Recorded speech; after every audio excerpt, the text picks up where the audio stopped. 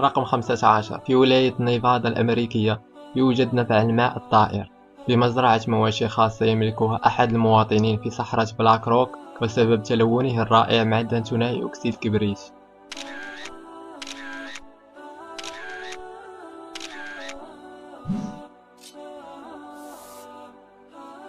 14. على الشمال الساحلي الشمالي الشرقي من أيرلندا الشمالية يوجد ممر العمالقة الذي وصف برابع أعظم العجائب الطبيعية في الولايات المتحدة، وهي أعمدة بازلتية متداخلة ناجمة عن ثوران بركاني قديم.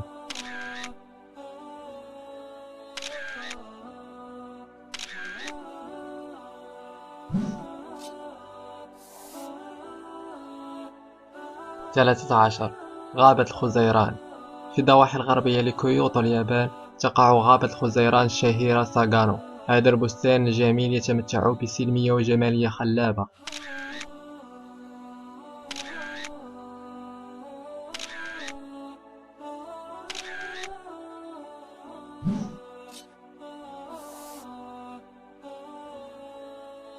12. جبل رورايما. تعتبر هذه الجبال المستوية من أقدم التكوينات الجيولوجية على سطح الأرض، ويعود عمرها لما يقارب مليار سنة. تقع بين فنزويلا البرازيل وغايان، وهي مقصد لمتسلقي الجبال والمغامرين من جميع أنحاء العالم.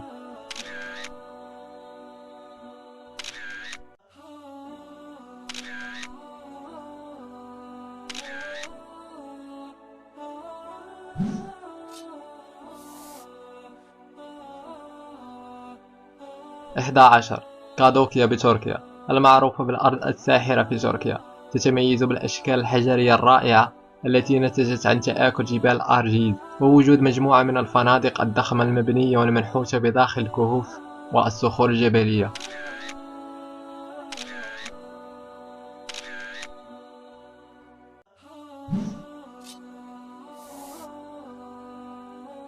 10.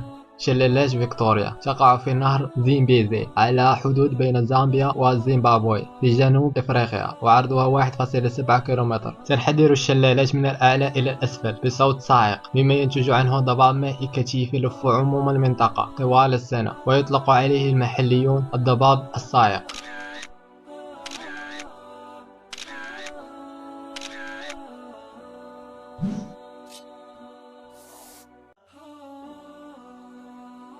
11. أخدود أديبي أو أنتون كانيون، وهي منطقة تقع في الجنوب الغربي من الولايات المتحدة الأمريكية، وتعتبر من أكثر الأماكن زيارة وتصويرا. سمح بالتصوير فيها حتى عام 1997.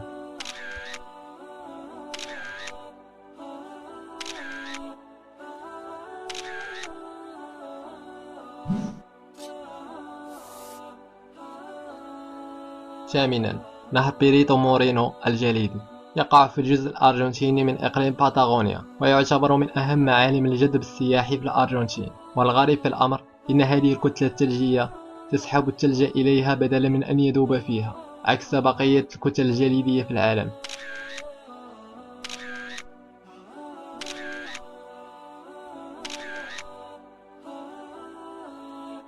11.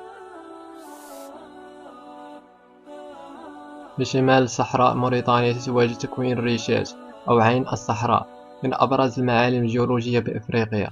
تجادل العلماء حول مدى إنتاجها، هل نيزك ضرب المنطقة أم بركان خامد، واستنتجوا إنها سهارة عظيمة قبل 90 مليون سنة.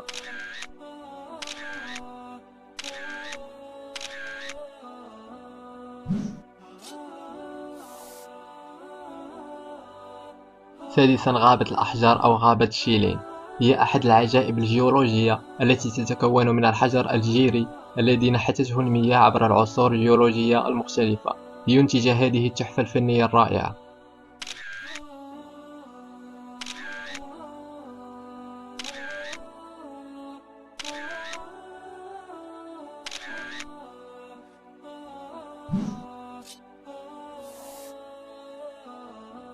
5. جبل فنزويلا بمحاذاة البرازيل، يحتوي على 4 حفر عجيبة بمنطقة جد معزولة اكتشفت بالصدفة من طرف طيار سنة 1961.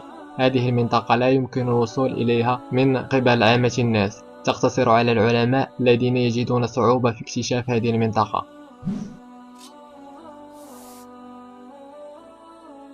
رابعا، نفق الحب. بمدينة ريفية اسمها كليفان كان في السابق عبارة عن سكة حديدية، لكن مع الوقت حولتها الطبيعة كما هي الآن. والغريب في الأمر إن القطار ما زال يمر به.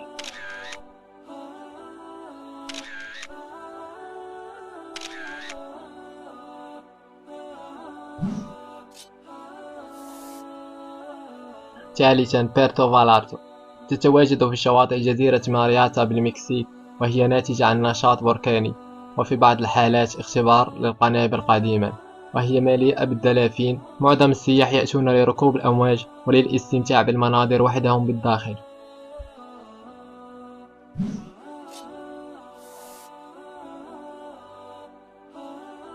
ثانيا، سالون دي ليني هي أكبر صحراء ملح في العالم، وتمثل ثلث احتياط العالم من الليثيوم. بها تناشط سياحي كبير لمشاهدة غروب الشمس ولأخذ صور تذكارية على شكل خدع بصرية.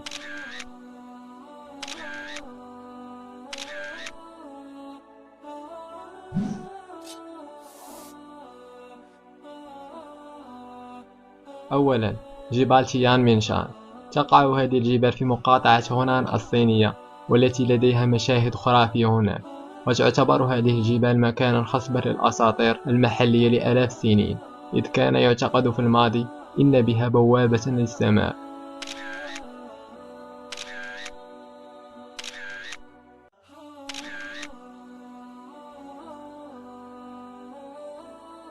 لا تنسوا الاشتراك في القناة، والسلام عليكم ورحمة الله.